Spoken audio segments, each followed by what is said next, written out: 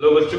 तो आज मैं फिर से आपके सामने द एग्जाम स्ट्रेटेजी पे आपके प्रैक्टिस के लिए पीवाईक्यू एमसीक्यूज का 14 सेट लेके आया हूँ, जिसमें हम लोग आज फिर से 1 से 50 क्वेश्चन तक का डिस्कशन करेंगे, जिसमें कुछ क्वेश्चन आपके पुराने वाले होंगे। तो एक बार फिर से आप अपने मन को कंट्रोल करके अपने आसपास की सराउंडिंग्स अपना ध्यान हटा करके सिर्फ इन 50 क्वेश्चन पे लगाएंगे, जिससे आपको पता चला कि आपकी तैयारी किस हद तक बेहतरीन चल रही है। और ये आज की साइंस सब्जेक्ट का आखिरी सेट होगा और इसके बाद हम लोग सब्जेक्टिव के सेट पे प्रैक्टिस करेंगे, लेकिन उसके पहले हिंदी और इंग्लिश के एमसीक्यू को भी मैं आपके सामने लेके आऊंगा, हिंदी, इंग्लिश और मैथ। और इसके बाद हम लोग सब्जेक्टिव की भी तैयारी करेंगे, पीवाईक्यू इंपॉर्टेंट क्वेश्चन को निकालेंगे और फिर मैं आपके वो एग्जाम जो टिप हम लोग कह सकते हैं कि जिन अपने एग्जाम पेपर हम लोग किन बातों का ध्यान रखना चाहिए, कौन से बातों का ध्यान नहीं रखना चाहिए, तो हम लोग इन चीजों का भी डिस्कशन करेंगे। तो चलिए हम लोग अपना सेट 2 आज शुरू करते हैं। ये आपके इस पेपर का सेट नंबर 4 होगा। ये आपके इसके पेपर का सेट नंबर 4 होगा, जो आज हम लोग यहाँ पे डिस्कशन करने वाले हैं, इसमें 50 क्वेश्चन रहने वाले हैं। तो आपका आज का जो पहला सवाल है वो ये है कि किस दर्पण में वस्तु का प्रतिबिंब हमेशा छोटा बनता है। किस दर्पण में वस्तु का प्रतिबिंब जो है हमेशा छोटा बनता है? समतल, समतल, अवतल, उत्तल या इनमें से कोई नहीं। समतल, उत्तल, अवतल या इनमें से कोई नहीं। तो समतल दर्पण में प्रतिबिंब जो बनता है बच्चों, वो हमेशा बराबर साइज का बनता है और समान दूरी पे वस्तु रखी जाए तो उतनी ही दूरी पे प्रतिबिंब भी बनता है। मतलब वस्तु और प्रतिबिंब की दूरी दर्पण से समान होती है। प्रतिबिंब हमेशा सीधा बनता है और आभासी बनता है, काल्पनिक बनता है। लेकिन मुख्य है कि यहाँ पे हमको आकार का ध्यान रखना है कि हमेशा छोटा साइज का बात करना है। तो हमेशा साइज में समतल दर्पण में वस्तु के बराबर के आकार का प्रतिबिंब बनता है। अगर दर्पण 2 और है, एक हमारा जो अवतल दर्पण है जो अंदर की तरफ धंसा हुआ होता है, उसमें प्रतिबिंब तीनों स्थितियों में बनता है। बड़ा भी बनता है, छोटा भी बनता है और बराबर भी बनता है। लेकिन हमेशा छोटा बनाने वाला, प्रतिबिंब बनाने वाला केवल एक ही दर्पण है और वो है उत्तल दर्पण, जो दर्पण बाहर की तरफ उठा हुआ होता है। और इस क्वेश्चन का जो सही जवाब उत्तल दर्पण है। और अगर हम लोग अवतल के हम 3 केसेस का एक्स्ट्रा जानकारी का बात करें तो इस अवतल दर्पण के C, P और F के केसेस में अगर वस्तु को C और अनंत इंफिनिटी के बीच में रखा जाए तो प्रतिबिंब C और F के बीच में छोटा बनता है। C और F के बीच में वस्तु को रखा जाए, ऐसे करके वस्तु को रखा जाए तो प्रतिबिंब जो है वो अब C और इंफिनिटी के बीच में बनता है लेकिन बड़ा बन जाता है। और अगर वस्तु को हम लोग F और P के बीच में लाए तो एक बार फिर से प्रतिबिंब आभासी लेकिन बड़ा बनता है। ये तीनों स्थितियों के लिए इसको गिना जाता है। इसके लिए इस अवतल दर्पण से मुख्य क्वेश्चन है कि इसमें वस्तु जो है वो कब आभासी बनता है, तो प्रतिबिंब कब आभासी बनता है और बड़ा बनता है। तो C और F के पोल और फोकस F और P के बीच में जब वस्तु को रखा जाता है तो प्रतिबिंब हमेशा आभासी बनता है, और जब वस्तु को C और F के बीच में रखा है तो प्रतिबिंब बड़ा बनता है लेकिन वास्तविक बनता है। तो ये बात हम ध्यान रखेंगे।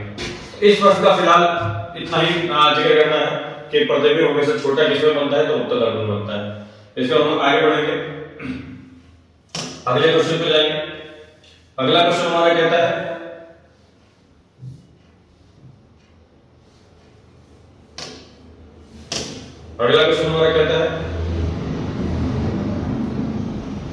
कि प्रकाश के किस वर्ग के तरंग दैर्ध्य न्यूनतम होता है। तो प्रकाश के किस वर्ग का तरंग दैर्ध्य सबसे कम होता है। तो सबसे कम उसी किरण का तरंग दैर्ध्य होगा जो अपने स्थान से सबसे कम बिखर रहा होगा। तो V और R जो सबसे अधिक है, जिसका विचलन कोण सबसे अधिक है, वो सबसे अधिक बिखरता होगा। तो इसका मतलब हुआ कि इसका तरंग दैर्ध्य सबसे कम होना चाहिए। क्योंकि लाल का तरंग दैर्ध्य एक खतरे का निशान भी है, पर इसका तरंग दैर्ध्य सबसे ज्यादा होता है, तो बैंगनी का तरंग दैर्ध्य सबसे कम होना चाहिए। तो इसका सही जवाब है बैंगनी। इसका सही जवाब है बैंगनी। इसके बाद तारों का टिमटिमाना प्रकाश की किस घटना को दर्शाता है। तो तारों का टिमटिमाना प्रकाश की किस घटना को दर्शाता है? परावर्तन नहीं, अपवर्तन। अपवर्तन, जो तारों का टिमटिमाना है वो अपवर्तन यानी कि वायु मंडलीय अपवर्तन को दर्शाता है। तारों का टिमटिमाना वायुमंडलीय अपवर्तन की वजह से होता है। इसका हम लोग आगे बढ़ेंगे। फोर्थ ये कहता है कि एक आश्रय शक्ति कितने के बराबर होता है? 746 वाट के बराबर होता है। सही जवाब 746 वाट। धारा मापने के यंत्र को क्या कहा जाता है? तो धारा मापने के यंत्र को, मापने के यंत्र को, चेक करने के यंत्र को गैल्वेनोमीटर कहते हैं, लेकिन मापने के यंत्र को एमीटर कहा जाता है। और एमीटर से जुड़ी हुई बात है कि इसे हमेशा श्रेणी क्रम में जोड़ा जाता है और वोल्टमीटर को हमेशा समांतर क्रम में जोड़ा जाता है, जो विभवांतर को मापता है। तो धारा मापने के यंत्र को हम लोग एमीटर कहते हैं। इसके अंदर क्वेश्चन नंबर 6 पे जाएंगे। क्वेश्चन नंबर 6 ये कहता है कि निकट दृष्टिदोष को दूर करने के लिए किस लेंस का उपयोग होता है? निकट दृष्टिदोष को दूर करने के लिए किस लेंस का उपयोग होता है? तो निकट दृष्टिदोष के लिए हम लोग अवतल लेंस का इस्तेमाल करते हैं। निकट दृष्टिदोष के लिए अवतल लेंस का इस्तेमाल करते हैं, जिसमें हम लोग निकट की वस्तु को देख सकते हैं लेकिन दूर की वस्तु को नहीं देख सकते। तो निकट दृष्टिदोष को सही करने के लिए हम लोग अवतल लेंस का इस्तेमाल करते हैं। दूर दृष्टिदोष को सही करने के लिए हम लोग उत्तल लेंस का इस्तेमाल करते हैं। इसके बाद जरा दृष्टिदोष में द्विफोकसीय लेंस का इस्तेमाल किया जाता है। विद्युत आवेश का एसआई मात्रक क्या है? तो आवेश का एसआई मात्रक, आवेश कूलम, आवेश का एसआई मात्रक जो होता है वो कूलम होता है। ओम आपका प्रतिरोध का मात्रक है, वोल्ट विभवांतर का, और एम्पीयर विद्युत धारा का। ठीक है, तो विद्युत आवेश का मात्रक कूलम है।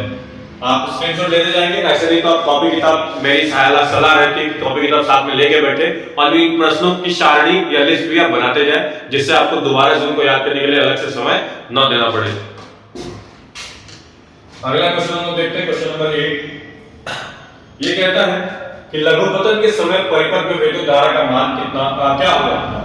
बहुत कम हो जाता है, बहुत अधिक बढ़ जाता है, परिवर्तित नहीं होता, निरंतर बदलता है, तो बहुत अधिक हो जाता है इतना, और परिवर्तन प्रतिरोध नगण्य हो जाता है। ठीक है, तो विद्युत धारा का लघुपतन में बहुत अधिक मान बढ़ जाता है। सौर कुकर के लिए कौन सा दर्पण? तो सौर कुकर है, यानी ऊष्मा ज्यादा चाहिए। ऊष्मा ज्यादा तभी मिलेगी जब सूर्य के सारे प्रकाश को एक बिंदु पर केंद्रित किया जाएगा। तो ऐसा करने के लिए केवल कौन सा दर्पण काम आता है? जब दिमाग में जुड़ा हो शायद आपको याद आ जाएगा। तो जो भी आपके दिमाग में आ रहा हो दर्पण, अगर वो दर्पण अंदर की तरफ धंसा हुआ दर्पण का प्रतिबिंब आपके दिमाग में आ रहा है, मतलब आप सही बोल रहे हैं, यानी कि अवतल दर्पण। सौर कुकर के लिए सबसे अधिक दर्पण कौन सा उपयोग होता है? अवतल दर्पण। क्वेश्चन नंबर 10 हमारा कहता है कि किसी कोलाइडी विलयन में निलंबित कणों से प्रकाश के प्रतिबिंब को क्या कहा जाता है? तो कोलाइडी विलयन और लाइट चैप्टर का बात करें तो हम लोग इसको टिंडल प्रभाव, ये इनका कोई मतलब नहीं बनता है। यही दो टॉपिक है जो आपने पढ़ रखा है। तो वायुमंडलीय प्रभाव भी आपने नहीं पढ़ा, अपवर्तन के बारे में पढ़ा है, और टिंडल प्रभाव आपने पढ़ा है जब कोलाइडी के जो कण होते हैं प्रकाश की किरणों किस प्रकार बिखरते हैं कि उनका पथ विजिबल हो जाता है, तो ये हो जाता है टिंडल प्रभाव। क्वेश्चन नंबर 11 कहता है कि पुतली की सही को कौन नियंत्रित करता है? पुतली जिससे प्रकाश की किरणें होकर के आपके रेटिना के अंदर पहुंचती है, जो प्रकाश की मात्रा को कंट्रोल करता है कि आपके आंख के रेटिना के अंदर कितने प्रकाश कितना मात्रा में पहुंचना चाहिए। जैसे आप अंधेरे से बहुत ज्यादा उजाले में जाते हो या बहुत ज्यादा उजाले से बहुत कम रोशनी में आते हो, तो आपका जो आंख अचानक से खुला या बंद हो जाता है, अपने आप वो आप कंट्रोल नहीं करते हो, खुद से होता है। अधिक प्रकाश में आंख का अपने आप बंद हो जाना, फिर बहुत कम रोशनी में अपने आप आंख का बड़ा होना, ये चीजें अपने आप कंट्रोल होती है। और ये आपके जो पुतली है उसको कंट्रोल करता है कौन? तो इसको कंट्रोल करता है आपका आइरिस, यानी कि परितालिका। इस कार्य को करने के लिए कौन जिम्मेवार है? परितालिका। इसका सही जवाब है परितालिका। पश्चमावी पेशियां नहीं, इसका सही जवाब है परितालिका। ठीक है, पश्चमावी पेशियां लेंस की साइज को कंट्रोल करता है, वो मैं आपको बता रहा था उस समय। पश्चमावी पेशियां जो है लेंस की साइज को कंट्रोल करता है, परितालिका जो है वो पुतली के साइज को कंट्रोल करती है। इसके बाद विद्युत बल्ब का फिलामेंट किस धातु का बना होता है? तो विद्युत बल्ब का फिलामेंट नाइक्रोम नहीं टंगस्टन का बना होता है। विद्युत बल्ब का फिलामेंट टंगस्टन 3380 डिग्री सेल्सियस इसका गलनांक होता है, तो उच्च गलनांक की वजह से वो बनाया जाता है। इसके बाद 30 तरह के सर्च लाइट का परावर्तक सतह कैसा होता है? सर्च लाइट है, सर्च लाइट है तो ऐसा लाइट होना चाहिए जो रोशनी को दूर तक भेज सके, रोशनी को दूर तक भेज सके। इसीलिए यहाँ पे कौन से प्रकाश, कौन सा दर्पण यूज किया जाता है? अवतल। कौन सा? अवतल परावर्तक सतह इस्तेमाल किया जाता है ताकि प्रकाश की किरणें जो है वो टकरा कर किसी एक बिंदु पर एकत्रित हो सके। तो अवतल इसका सही जवाब होगा, अवतल इसका सही जवाब है, अवतल। ठीक है, इसके बाद हम लोग आगे बढ़ेंगे जो कहता है आपके क्वेश्चन नंबर 14। क्वेश्चन नंबर 14 कहता है कि निम्न में से कौन सा पदार्थ लेखन में प्रयुक्त नहीं करते। रिपीटेड क्वेश्चन है तो इसका जवाब आपको याद हो गया होगा कि इसका सही जवाब मिट्टी ही है। इसका सही जवाब मिट्टी ही है। इसके बाद क्वेश्चन नंबर 15 कहता है कि घरों में विद्युत आपूर्ति की जाती है, उसके लिए इसमें से कौन सा ऑप्शन करेक्ट है। क्या हमारे घर में डीसी डायरेक्ट करंट प्रत्यावर्ती धारा की सप्लाई होती है, या डायरेक्ट करंट जो 12 वोल्ट की वो सप्लाई होती है, या 220 वोल्ट की प्रत्यावर्ती धारा जो है वो सप्लाई होती है, या फिर दिश धारा 12 वोल्ट की प्रत्यावर्ती धारा सप्लाई होती है। कौन सप्लाई होता है? 220 वोल्ट की दिश धारा डायरेक्ट करंट, 12 वोल्ट की दिश धारा डायरेक्ट करंट, 220 वोल्ट प्रत्यावर्ती धारा एसी करंट, या फिर 12 वोल्ट प्रत्यावर्ती धारा एसी करंट। तो इसका सही जवाब है 220 वोल्ट प्रत्यावर्ती धारा एसी करंट। डीसी करंट हमारे यहाँ पे घरों में नहीं सप्लाई किया जाता, वो जनरेटर के द्वारा प्रोड्यूस किया जाता है, बैटरी के द्वारा उत्पन्न किया जाता है। तो 220 वोल्ट और 50 हर्ट्ज की आवृत्ति जो है हमारे घरों में सप्लाई की जाती है। किस यंत्र में धन और ऋण का चिन्ह है? तो पुराना क्वेश्चन कुंडली, इसका सही जवाब। क्वेश्चन नंबर 17, समतल दर्पण द्वारा बना प्रतिबिंब हमेशा क्या होता है? समतल दर्पण हमेशा कैसा प्रतिबिंब बनाता है? तो पहला वाला अभी क्वेश्चन मैच कर गया है। तो हमेशा वास्तविक प्रतिबिंब बनाएगा, कभी वास्तविक कभी काल्पनिक नहीं बनाएगा, इसलिए हमेशा वास्तविक प्रतिबिंब बनाएगा। इसका हम लोग आगे बढ़ेंगे, केमिस्ट्री के सेक्शन पे जाने वाले हैं। कह रहा है कि लिटमस विलेन जो बैंगनी रंग का रंजक होता है वो किससे तैयार किया जाता है? ये पुराना क्वेश्चन है, इसका सही जवाब है लाइकेन। लाइकेन से तैयार किया जाता है। इसका हम लोग क्वेश्चन नंबर 19 पे आएंगे, जो कहता है हमसे कि कौन सबसे अधिक अभिक्रियाशील धातु है, Mg, Ca, Na या K। तो सबसे अभिक्रियाशील धातु इनमें से कौन होने वाली है? तो इस लिस्ट में पोटेशियम, जो आपका अभिक्रिया सारणी है, जो कहता है potassium, sodium, calcium, magnesium, aluminium, zinc, iron, ऐसे करके लिस्ट लंबी हो जाती है। तो दिए गए ऑप्शन में पोटेशियम इसका सही जवाब है। शुद्ध सोना को व्यक्त किया जाता है किसमें? तो कैरेट में। और शुद्ध सोना कितने का होता है? 24 कैरेट का होता है। इसके नीचे जितने भी 22, 20 ये सब गहना बनाने के लिए यूज किए जाते हैं। इसके बाद 21वां क्वेश्चन कहता है कि नीला तोता का रासायनिक सूत्र, ये भी पुराना क्वेश्चन, CuSO4 मैं तो इसी में उलझा हुआ हूं, कब मैं लिखूं कब नहीं, ये देखो। तो इसका सही जवाब है CuSO4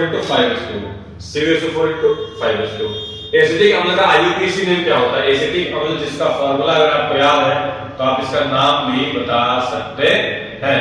C3COOH जो आपका है इथेनोइक अम्ल, ठीक है। इसके बाद अगर प्रोपेनॉल का बात करें तो ये अम्ल ही नहीं, कि नोन लगाए तो ये कीटोन हो गया, CH3CO CH3, इसको एसीटोन भी कहते हैं। मेथनोइक अम्ल जो आपका HCOOH, ये ब्रैकेट है आपका HCOOH। इसको फॉर्मिक अम्ल भी कहते हैं, इसका नाम फॉर्मिक अम्ल भी है।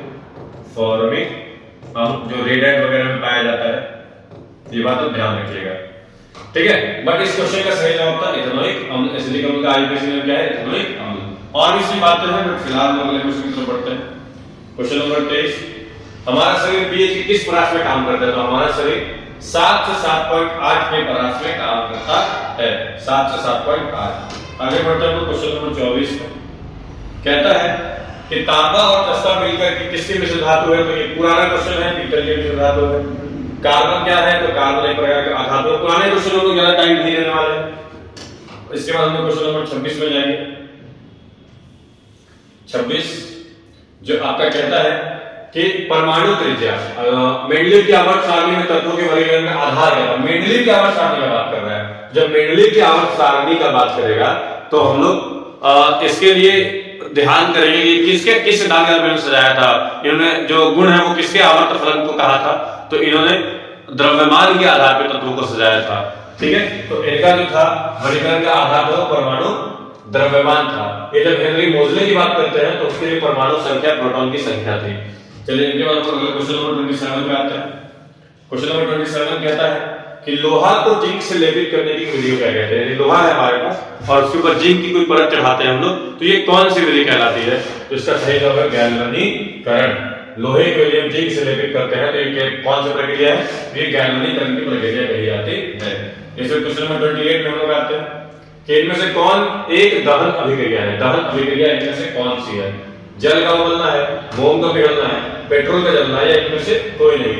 तो दहन अभिक्रिया जो है वो इन सबों में से दहन, ऑक्सीजन की उपस्थिति में जलना, तो पेट्रोल का जलना है।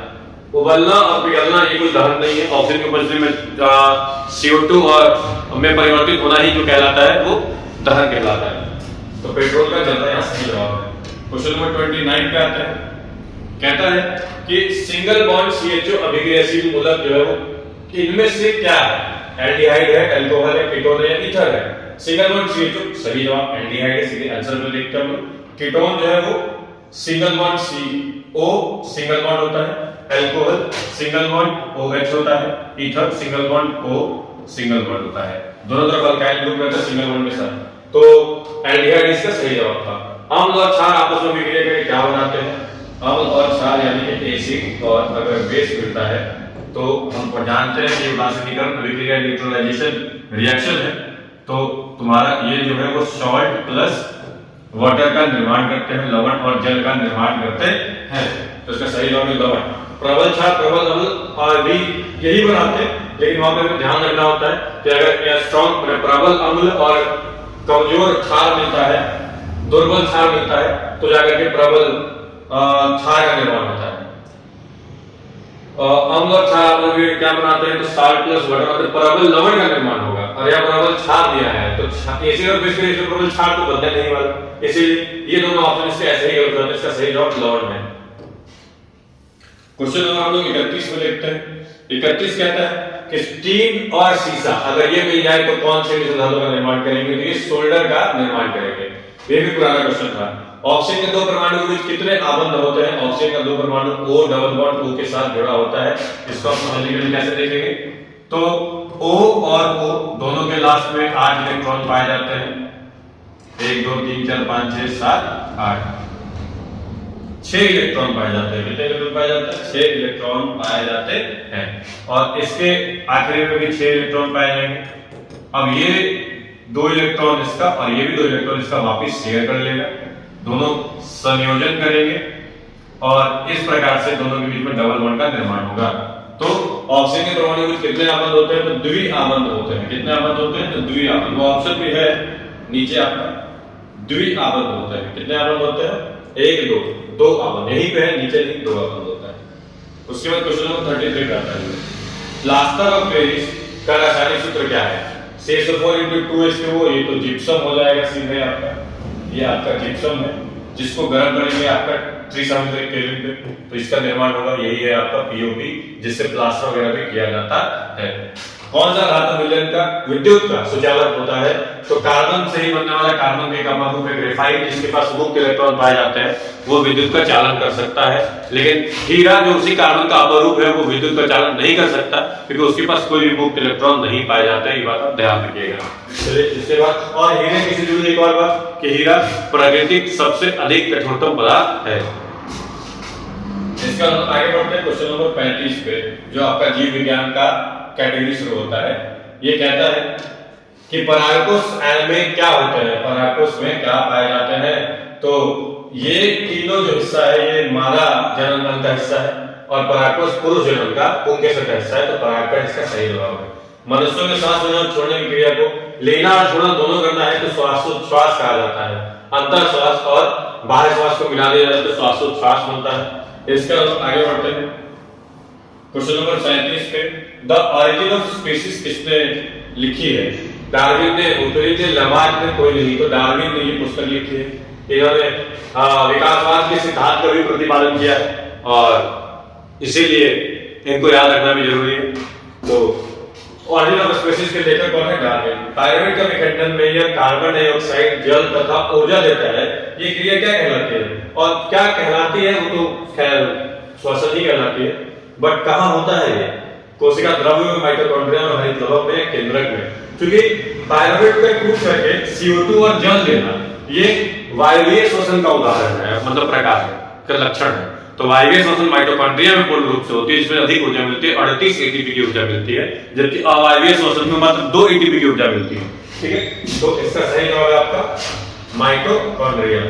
लेकिन कोई भी श्वसन हो वायवीय या अवायवीय, ये शुरू होता है कहां पे? तो हमेशा स्टार्ट होता है ये साइटोप्लाज्म में ही, कोशिका द्रव्य में ही। और वहां पे पहला चरण है श्वसन का, पहला चरण ग्लूकोज का पायरुवेट में टूटना और फिर फाइनली ऑक्सीजन की उपस्थिति अगर अधिक मात्रा में हो जाए, काफी पर्याप्त मात्रा में रहे, तो पायरुवेट CO2 और जल दे देगा माइटोकॉन्ड्रिया में, और अगर नहीं रह जाए तो कोशिका द्रव में ही आगे की प्रक्रिया पूरी होगी। फिलहाल क्वेश्चन नंबर 39 में आते हैं।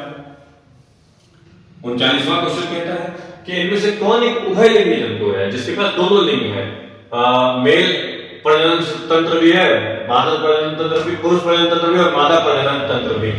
तो केंचुआ एक ऐसा प्राणी है। मनुष्य में मादा जन्म अंग का भाग कौन? पुराना सवाल है, शुक्र से शुक्रवाहिनी याद रखना था, शुक्राणु से शुक्रवाहिनी। इसके बाद 41वां क्वेश्चन कहता है कि पादप हार्मोन, पादप हार्मोन साइटोकाइनिन जो किसमें सहायक होता है? पौधों के अग्रभाग की लंबाई में, तने की वृद्धि में, पादप के प्रकाश की ओर मुड़ने में, या इनमें से सभी में? इस देख करके ऐसा लगता है हम लोगों की कौन सा करे कौन सा करे, तो एक्चुअली इसका सही जवाब है इनमें से सभी, क्योंकि साइटोकाइनिन का काम है वृद्धि में सहायता, कोशिका विभाजन में सहायता और वृद्धि में सहायता करना। तो इसीलिए इन तीनों कार्यों में इसका आवश्यकता पड़ती है, इसलिए साइटोकाइनिन के लिए इनमें से सभी ऑप्शन सही है। इसके बाद हम क्वेश्चन नंबर 42 पे आएंगे, जो आपका कहता है कि हाइड्रा में प्रजनन किस विधि से होता है? तो हाइड्रा है तो मुकुलन होगा, ईस्ट है तो मुकुलन होगा, अमीबा है तो द्विखंडन होगा, ये बात आप ध्यान रखिएगा। और ब्रेड मोल्ड है तो बीजाणु समासन होगा। हरे पौधे कहलाते हैं, उत्पादक कहलाते हैं। पुराना क्वेश्चन। अलैंगिक जन्म मुकुलन द्वारा किसमें होता है? तो अभी हम लोगों ने चर्चा किया, मुकुलन द्वारा जो जन्म है वो ईस्ट में होता है और हाइड्रा में होता है। अगर द्विखंडन होता है, प्लाज्मा में बहुखंडन होता है। एक चीज देखा आपने यहाँ पे कि क्वेश्चन को दोनों तरीके से पूछ रहा है। एक क्वेश्चन जो इसके पहले जो क्वेश्चन में ऑप्शन था अभी वो क्वेश्चन बन गया, पहले जो ऑप्शन में था अभी वो क्वेश्चन बन गया, पहले जो क्वेश्चन में था वो भी ऑप्शन बन गया। तो ये बात आपको दोनों तरीके से पकड़ मौजूद करनी होगी। तो 45 तंत्रिका तंत्र की रचनात्मक और क्रियात्मक इकाई कौन है? तो न्यूरॉन है। देखते ही पकड़ में आ जाएगा न्यूरॉन। नेफ्रॉन न्यूरॉन में अंतर है, नेफ्रॉन किडनी का है, वृक्क का है, उत्सर्जन तंत्र की इकाई है, जबकि न्यूरॉन तंत्रिका तंत्र की इकाई है। क्वेश्चन नंबर 46 कौन पादप हार्मोन है? इंसुलिन, थायरोक्सिन, एस्ट्रोजन या साइटोकाइनिन? पादप हार्मोन इन सबों में से पादप हार्मोन तो साइटोकाइनिन है। ये तीनों जो है वो मानव शरीर में पाए जाते हैं, इसीलिए साइटोकाइनिन सही जवाब। इसके अलावा ऑक्सीजन भी है, जिबरेलिन भी है, ADA भी है, इसके ऑक्सीजन अम्ल कहते हैं। इसके बाद 47वां सवाल कहता है कि मानव मस्तिष्क का औसत भार कितना होता है? 1 किलोग्राम? नहीं 2 किलोग्राम? नहीं, आपके अपने दिमाग का वजन कह रहा है कितना है, आप बता सकते हैं। तो वास्तविकता में ये 13.5 से 14 के बीच आता है, ठीक है, कितने ग्राम तक आ जाता है, इसलिए इसका सही जवाब है 1.4 किलोग्राम। शरीर का संतुलन बनाए रखता है कौन? तो सेरिबेलम, ये आपके शरीर का संतुलन बनाए रखता है। और लास्ट 2 सवाल, रक्त में आयरन की कमी से कौन सी बीमारी होती है? तो सर एनीमिया होती है। अगर आयरन की कमी का बात करें तो हीमोग्लोबिन इससे संबंधित हो जाता है, ये फिर एनीमिया हो जाती है। कवक में पोषण की विधि कौन सी है? कवक है यानी फंगस है। फंगस है मतलब कि सूक्ष्म जीव, जो ऐसे सूक्ष्म जीव हैं जो हमारे वातावरण को सुरक्षित और साफ करने का काम करते हैं, डेड बॉडीज को खत्म करके, माने क्या बोलते हैं उसको, जैव न्यूनकरणीय, इनकी वजह से ही बहुत सारे पदार्थ बने हुए हैं। तो फंगस जो है वो इनमें से कौन सी विधि में आते हैं? तो सड़े गले पदार्थों को खा करके खत्म कर देते हैं, तो ये मृत जीवी में आते हैं, ठीक है। और यहाँ पे आपके 50 क्वेश्चन सेट नंबर 4 के पूरे होते हैं, और ये साइंस का प्रैक्टिस का ये आखिरी सेट था। इसके बाद हम लोग दूसरे सब्जेक्ट की ओर बढ़ेंगे, हमको उनका भी उतना ही ध्यान रखना है जिनका इतना ध्यान रखना है। ऐसा नहीं कि जैसे ये एक सब्जेक्ट हम लोग का सबसे अधिक इंपॉर्टेंट होगा, नहीं, हमारे सारे सेट्स इंपॉर्टेंट होंगे। और जब मैं एसएसटी का सेट लाऊंगा, जो कि वो बहुत ज्यादा कैटेगराइज्ड है, उसके 3-4 किताबें हैं, 4 भाग हैं, तो मैं उन सब पे एक मिसलेनियस टॉपिक लेके आऊंगा। हिस्ट्री के सारे चैप्टर्स का एक साथ, पॉलिटिक्स का 1-2 सेट एक साथ, ऐसे करके मैं उन सब के भी एक-एक करके लेके आऊंगा आपके सामने। और बाकी आपको बस मेरे साथ थोड़ी देर के लिए आपको साथ में बैठना है, और अगर आपको ठीक लगती है तो आप इनको याद करिए और एग्जाम में वही करिए जो आपके माता पिता चाहते हैं कि आप करें, एकदम जो आप सोच रहे हैं वही करना है। और आज के लिए बस इतना ही, तब तक के लिए हंसते रहिए, मुस्कुराते रहिए, और कल एक बार फिर हम लोग मिलेंगे एक दूसरी वीडियो। तब तक के लिए धन्यवाद।